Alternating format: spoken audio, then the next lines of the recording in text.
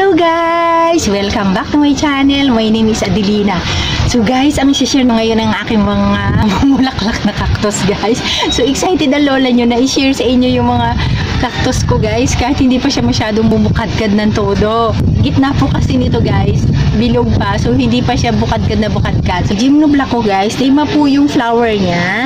Yan o. Yan.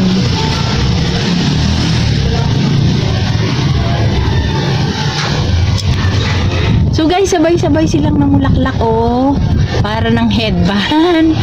So maganda sana guys kung pabilog siya. Tapos meron pa po kasi ditong dalawa na hindi pa bumubuka. Tapos yung dalawa guys natapos na oh.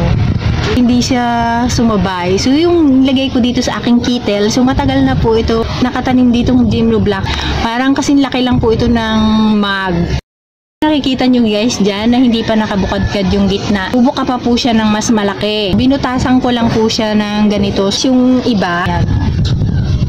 Yan, meron ding jealousy kasi nahulog yung jealousy dyan. Ayan o. Ayan guys, ang cute nila. Gymnoblock na isa. So nabili ko guys ito, napakaliit lang. Iisa ngayon ang bulaklak ni guys. Pero marami po siyang bulaklak nung mga nakaraan. Ayan guys o. So may bulaklak siya. Makikita nyo guys. Ayan.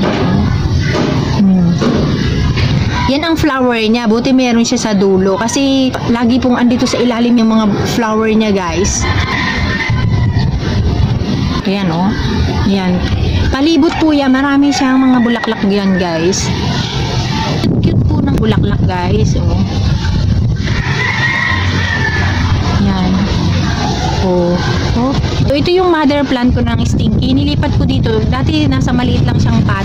Eh dumami na siya guys. Yun. Tapos nagtanim na rin sa ibang pot. Pero yung isa kong ganito, kasi dalawa yung ginawa ko. Natural lang po silang namumulaklak sa akin. Maraming po salamat.